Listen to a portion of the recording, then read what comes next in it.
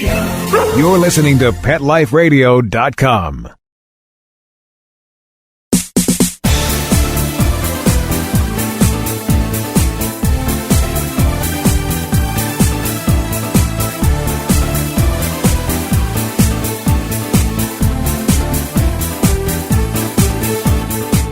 Hi, everyone. Welcome to Bark and Swagger on Pet Life Radio. I'm your host, Jody Miller-Young. Thank you for joining us. Pet fashion is exploding in popularity. $55.72 billion were spent on pets in 2013, and that figure is only growing. Pet fashion design is definitely a part of that, and it's been getting more and more savvy with a handful of top designers leading the way.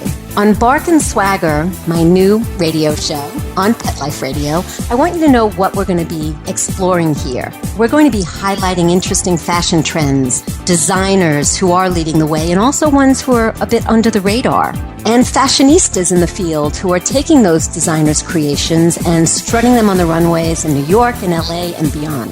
One of the things that my first guest today, who I'll tell you about in a moment, is doing, and why I wanted her to be my first guest, is she is raising the bar on pet fashion as a viable thing to be a companion to human couture fashion. And she's doing it in such a fantastic way in so many different areas that I wanted her to share with you everything that she's doing. Her name is Ada Nieves, and she is the co-chair and creative director of the New York Pet Fashion Show. Now, if you don't know what the New York Pet Fashion Show is, in the 10 years since it started, it's become the go-to pet fashion show of the year. It happens every February to kick off Westminster and also to kick off New York Fashion Week for humans. So it's in a spot where everybody is thinking fashion. And people literally come from all over the country and sometimes from various places around the world with their pets dressed to the nines to either participate in the 4 runway shows or to be a spectator of this extravaganza.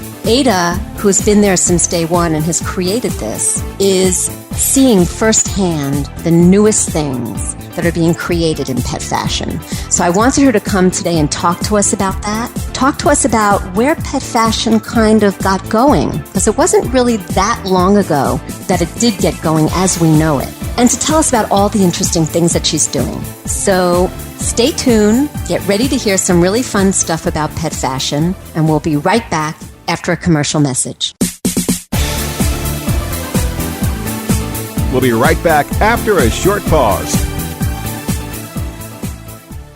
You love your dog and you want to spend as much time with him as you can. But in your car can be distracting and dangerous for you both. You want what's best for your dog, and now you can give it to him. PupSaver is the simple, secure solution for car safety. And now PupSaver has optional seatbelt straps. Just move the passenger seat all the way back, pull the seatbelt out until it clicks or stops, then use the provided clip to lock the seatbelt at the retraction point. Attach PupSaver's seatbelt safety straps and release the slack until just snug around the top. Then reclip at the seatbelt retraction point.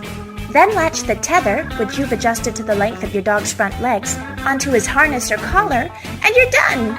Your dog is comfy, secure against roaming, and still near enough to pet. In a sudden stop or impact, the PupSaver will protect your dog from the dashboard and windshield by enveloping him like a catcher's mitt and staying securely on the seat. Secure, safe, simple, PupSaver. For more information, go to PupSaver.com. Let's talk pets on PetLifeRadio.com.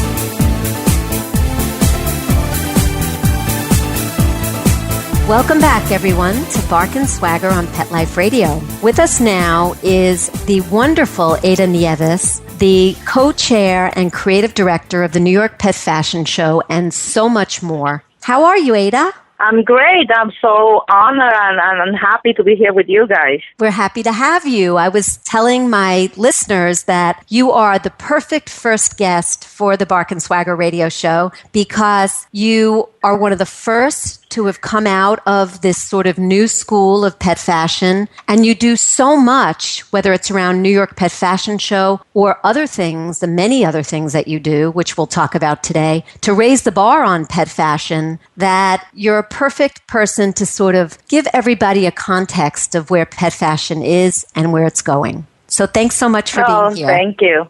Thank you. I'm so honored. I'm very flattered. Thank you.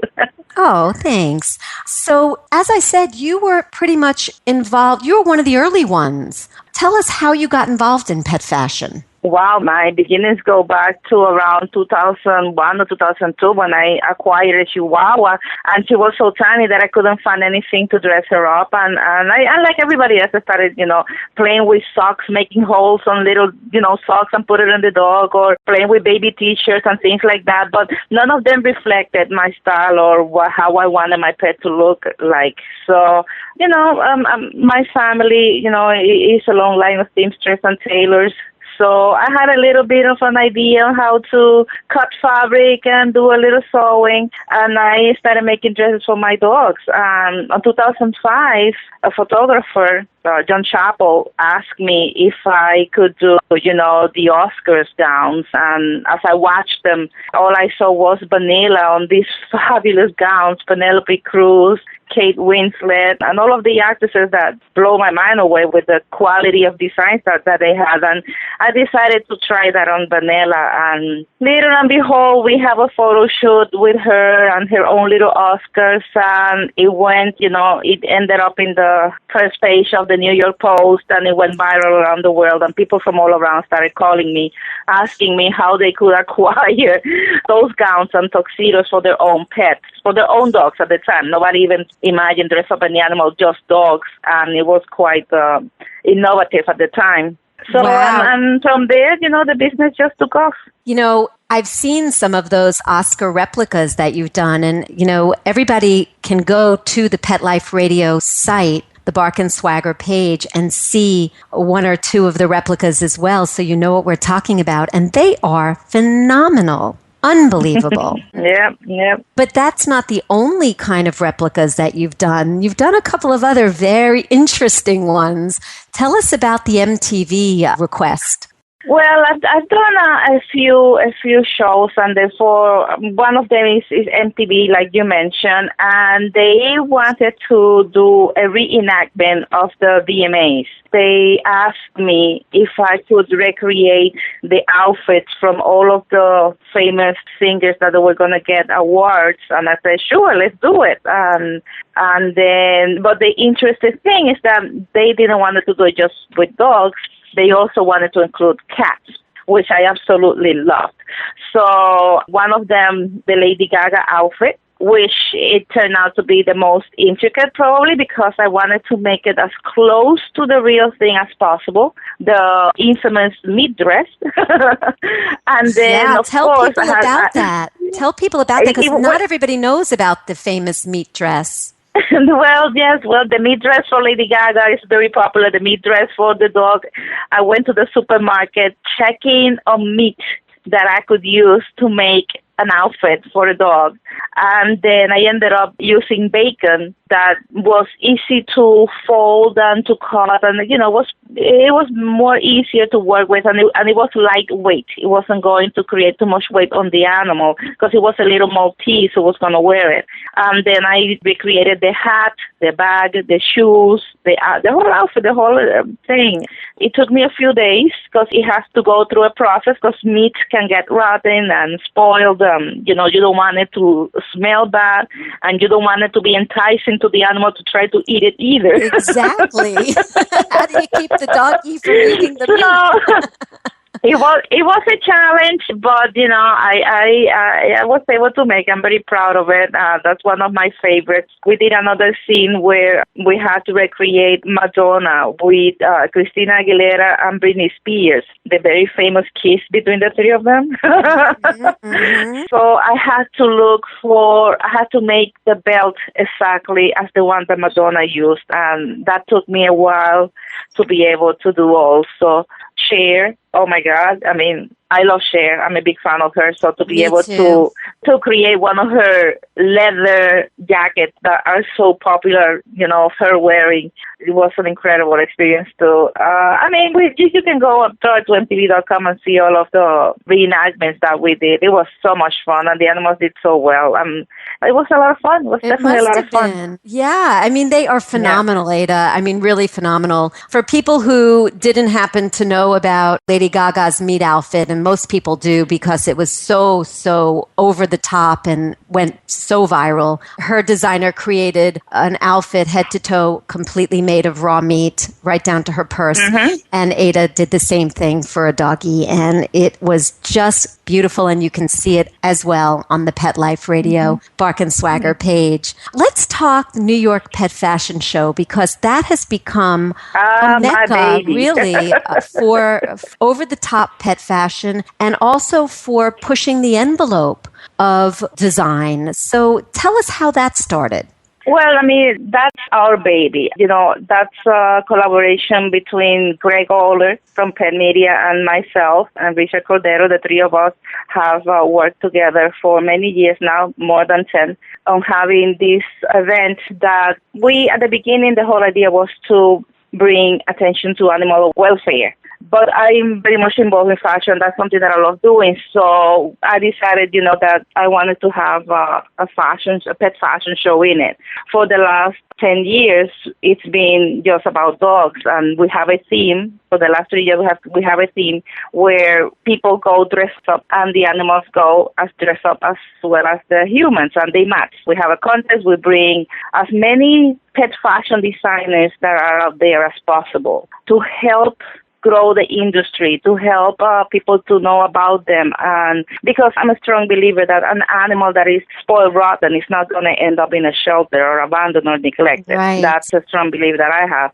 So to be able to have this event where I can invite other pet fashion designers, where the creativity of each individual that they bring to the table, what is their view on a topic or a theme, or what they want to say through dressing up a dog. There's so many ways to go around it. Plus, the smiles that you bring to the owners and the people, because they see the dog is all dressed up and they're able to enjoy and share at that moment the passion that they have. And then we use this show, like I said, it creates awareness, and we bring a strong attention to animal welfare, so people know that their animals, they can interact more with their animals than just having them as guardians or running around the house or in the backyard.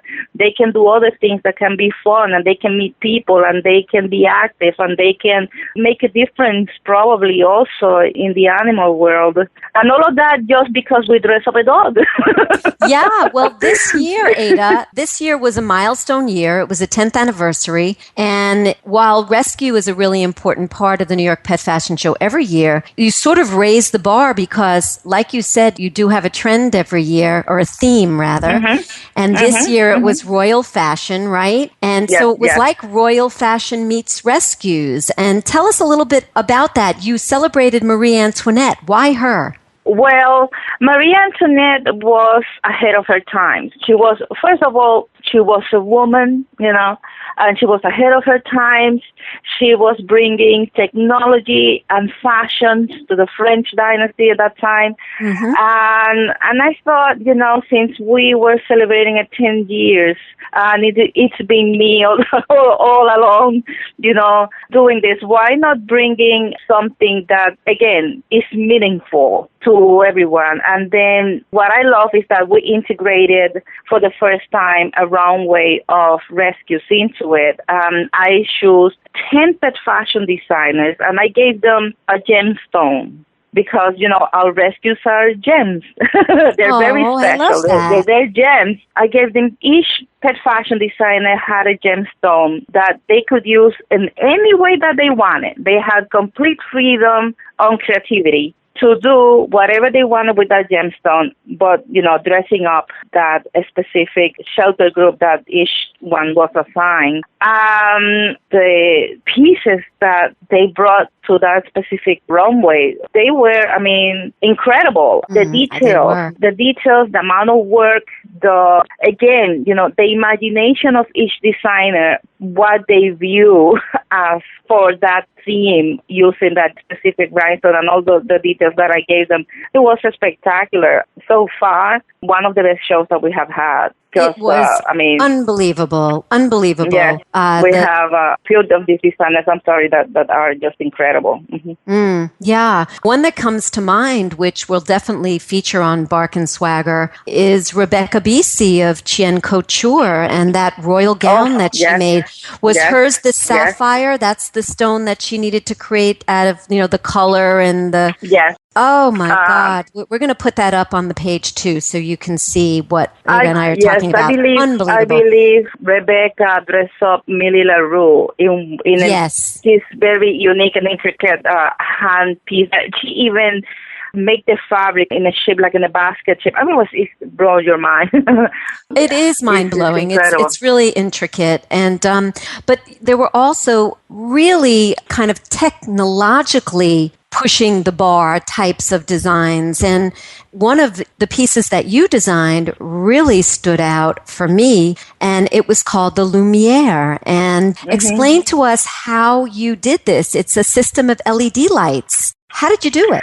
Well, that was a collaboration between another designer, Gladys Delgado Garcet, and myself. I created the outfit, a gown. We wanted to do something, again, pushing up the envelope and bringing technology to fashions and using everything that the ecology or green era is bringing to human fashion and then bring it to dogs.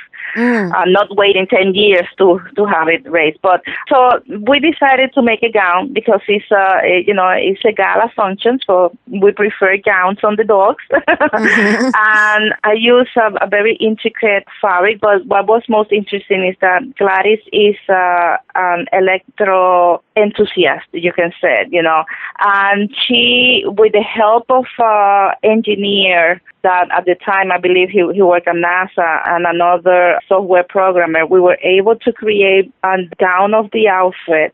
It's an electronic system, a computerized system more than anything, that has over close to 100 individual LED lights that can illuminate in different colors. We can program it to be in different colors, in different shape designs in the gown. We had the opportunity to show what we call the rain or the bubbly champagne, which is kind of a sparkly when it goes on the light. Wow. It has a matrix that you adapt to the computer, and then through a specific software that program develops and has, we're able to, like I said, change lights or make the outfit show shapes or different things in it. So it's a one of a kind. It also has the matrix on the collar. And these type of dresses have been only made for people like Katy Perry or Bono in Europe. Black Eyed Peas, when you see their choreography and some of their shows, you can see those LEDs, that emissions and the programming that they use. So, but we were able to make the first one, and so far the only one that I know with such an integrated computerized system, that can do all of that. Wow. We actually had a couple of pieces in there, not only the Lumiere, but also the, another coat that changed color. It was like a rainbow. It was beautiful. But the Lumiere, with the cost of making the whole outfit with the rhinestones, and Ronnie Goldberg made a beautiful Swarovski crystal crown to match the gown. The whole ensemble was valued at $25,000. Wow. So you can only do it. Yeah, you can only do it with, imagine, we were very lucky to have someone from NASA helping us on the schematics of that dress. Very interesting. Well, hold the rest of that thought, Ada, because we're going to take a commercial break. And when we come back, I want to talk to you about all the different kinds of animals that you designed for and what's coming up next for you. So stay tuned, everyone. We will be right back. Sit. Stay. We'll be right back, right after we kibble a little with our sponsors.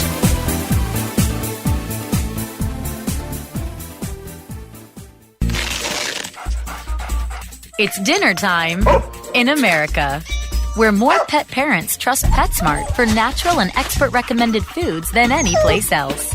And now, we've added more than 100 new varieties to our already wide selection of your favorite brands, like Simply Nourish, Authority, Wellness, Science Diet, and more. Do what's best for your pet. At PetSmart, happiness in store.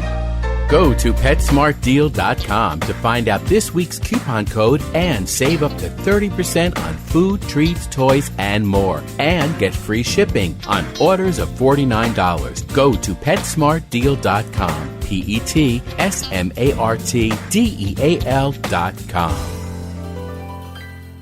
Pet Life Radio, the #1 pet radio network on the planet, joins forces with iHeartRadio to put the power of your pets in your pocket. Awesome! Download the iHeartRadio app and rock Pet Life Radio on your phone, on your tablet, on your Xbox, in your car. Pet talk, pet tunes, and fun pet times. Pet Life Radio and iHeartRadio. Positively Possum. Hi, I'm Dr. Robin Gansert, President and CEO of American Humane Association, the country's first national humane organization. Here to tell you about our new show, Be Humane, on Pet Life Radio. Each week, we'll be bringing you the latest news and issues affecting our animal friends, and we'll also be bringing you interviews with Hollywood's biggest animal advocates, here to share tales about their pets and what they're doing to promote a more humane world. Our own highly experienced staff and friends of the organization will also join us each week to share what they're up to in the animal world. I hope you'll stop by. Until then, let's always remember to be humane. Every week on demand, only on PetLifeRadio.com.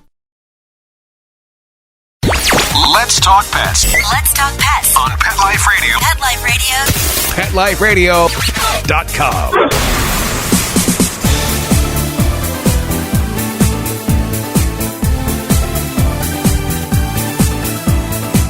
We're back.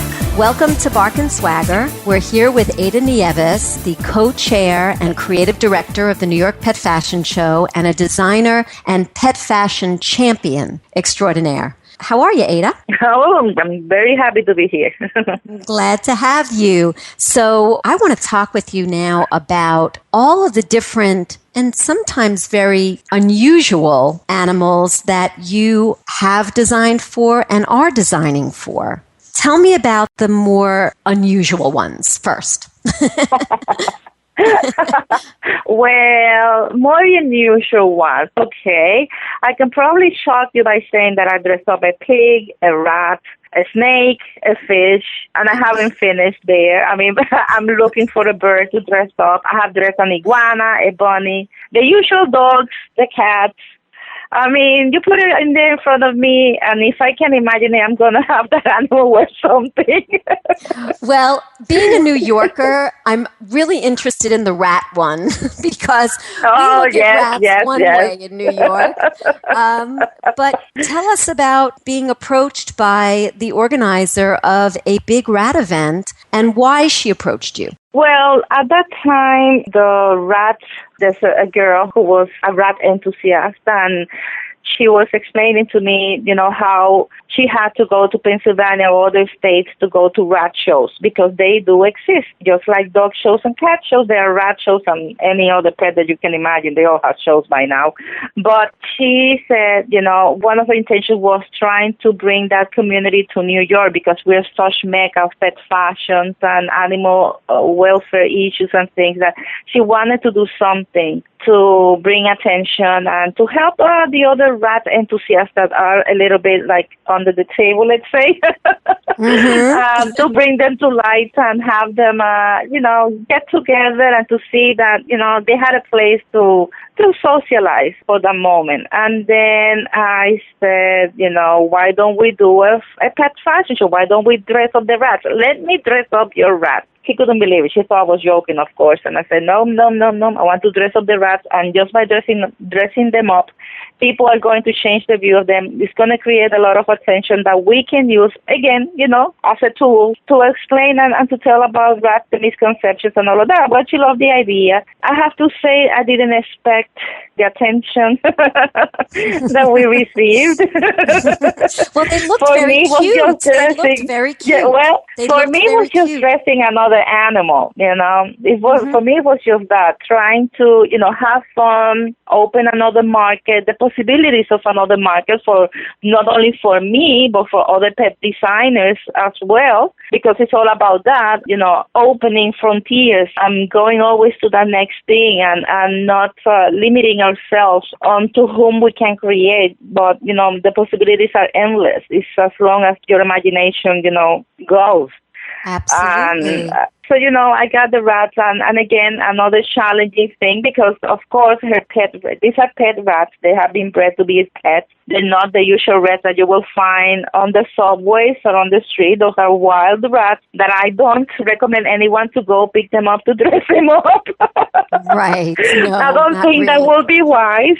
But these are pet rats, and they're bred for temperament. That's one of the big issues on their breeding. And then, but these rats had never been dressed before, so it was a challenge to try to even get measurements on them. I was able, with her help, to get the neck, the chest, the body length, which are usually the three basics that you use to start on a pet fashion design. Right.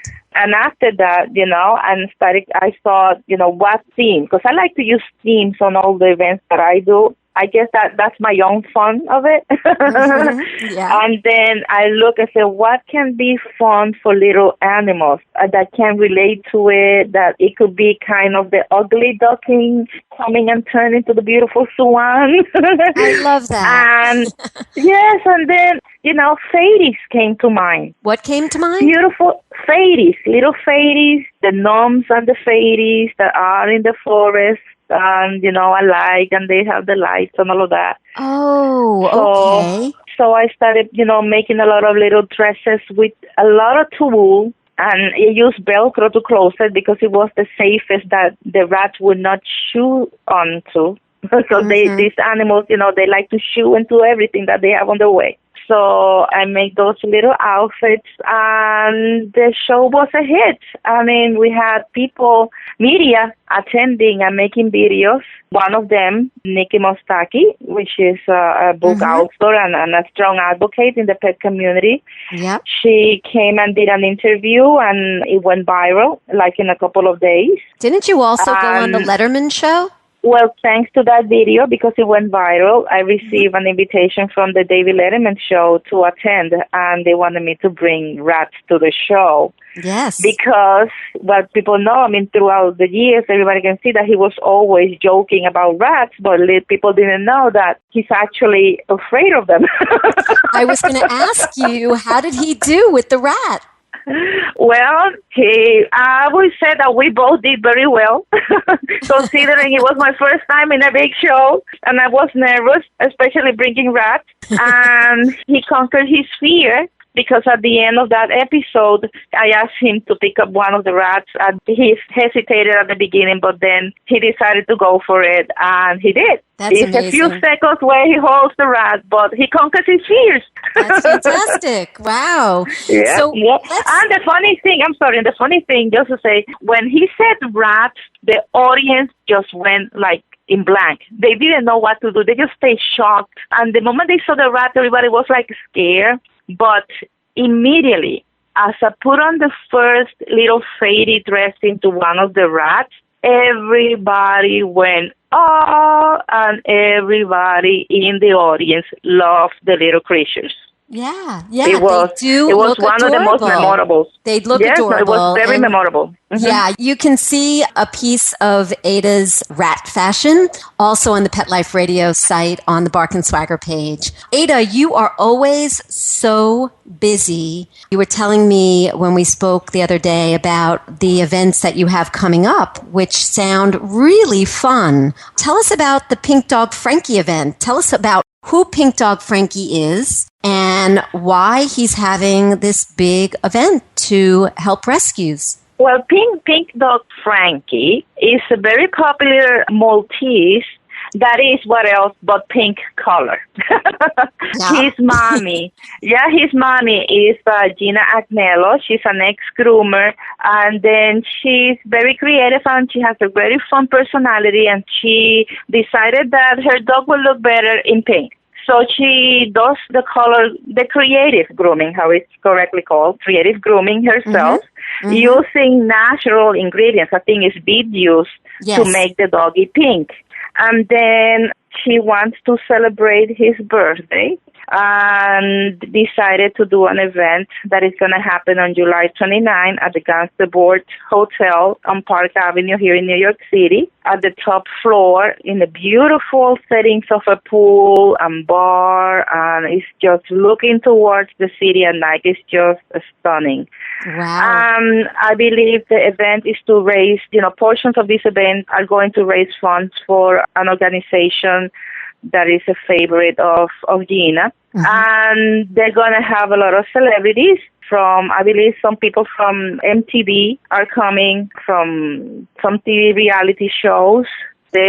She's going to have like 3 groups singing as entertainment. Gina, I believe, is the niece of Victoria Gatti, who had a reality show, and she's a book author, and she has so many accomplishments on her name. If things play well for her on that night, there's a possibility that she will also attend. And then, it's going to be just a lot of fun. What are you doing? You're going to be doing what for Pink Dog Frankie? What else do I do than dress up an animal? You are going to be Pink Dog Frankie's stylist. Yes, I am Frankie's pet designer for that night. I have the honor to be asked to do that. And again, it's going to be a very challenging one because I cannot take the pink away from Frankie. He has to show his true colors and show who he is. So it's going to be interesting on how, probably accessorize him a little bit to give him that extra spunk for the night, to make him look extra special, for everybody just to go and see him and have fun. Wonderful. You also mentioned to me that the Algonquin Hotel's Matilda event, celebrating their famous cat, Matilda, that they've been celebrating since the 1930s. I think Matilda's been there, you'd mentioned. Tell us what you're doing for that event. Yes. Well, the Algonquin Hotel got their first cat in the 1930s, and for the last probably 12 years, they've been doing an event to help raise funds for organizations. It all started for North Shore Animal League. It has changed throughout the years. This year, it Things Are Playwright. Again, we're very lucky to have involved the Majors Alliance because we want all the tickets to go to this organization, which is one of my favorites in the city, the Majors Alliance for New York City Animals. And then, it's going to be my second year as their cat fashion designer.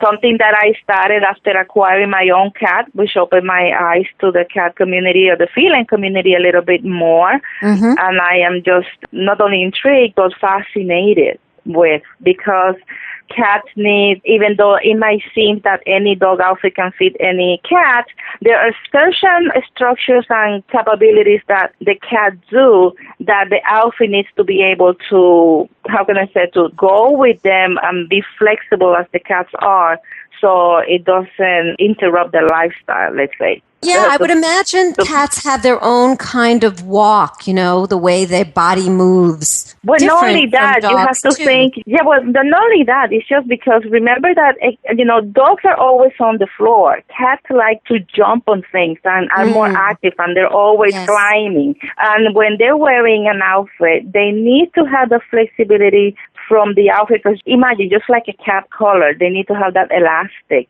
So in case they hang themselves in something, they're able to escape and they won't, hurt themselves. You have to figure out also how to create cat outfits that if the animal is left, let's say the owner forgets and it's left a second on its own, the animal will be able, to be okay and not harm themselves. I'm always thinking about that. Yeah. And then again, on last year we had a theme, and it was about the Algonquin Hotels Roundtable, which is about different authors that used to get together there to mingle and socialize and talk about the events, in the city and their work for many years. So they're very well known for that, and it's very famous. But this year we have decided to do it about Broadway's Matilda, the show. Oh, fantastic. And because Matilda's the cat, so we'll have, Matilda, the Broadway show, and that's going to be the theme and the inspiration for this year's outfits in there. That sounds great. In the hotel, they're planning to use 2 floors. So on the second floor, the cats will be modeling for the pleasure of guests and media to see, but for the guests of the hotel and the people in the lobby, Motorola, I believe, is joining us, and then they're going to be having like a big screen where you're going to be able to see everything that is going on the second floor on the first floor. So that gives us more space capacity, so more people can come buy tickets, and the more tickets we sell, the more money that we can send to the Mayor's Alliance of New York City. Which is a wonderful organization. Ada, we are out of time, unfortunately, because I love talking with you. I do want to say that for anybody interested in going to the Pink Dog Frankie event, I think you can find that on Facebook, right? And you can get tickets through the Pink Dog Frankie Facebook page. And what about for the Algonquin Hotel? Facebook too. That's also going to be at the Algonquin Hotel website or on Facebook too. Yes. Okay, great. Ada, thank you so much for being my first guest. You were a wonderful guest, as I knew you would be. Very interesting information. I also want to thank our producers for making this show possible. And Ada, you have all the information about what you do on adanieves.com, yes? Yes. And that's ADAN like Nancy, IE, V like Victor, ES.com. And for more information on pet fashion and more, you can also visit barkandswagger.com. So until next time, it's Jody Miller Young reminding you, for fierce fashion, bark and swagger. Let's Talk Pets, every week on demand, only on PetLifeRadio.com.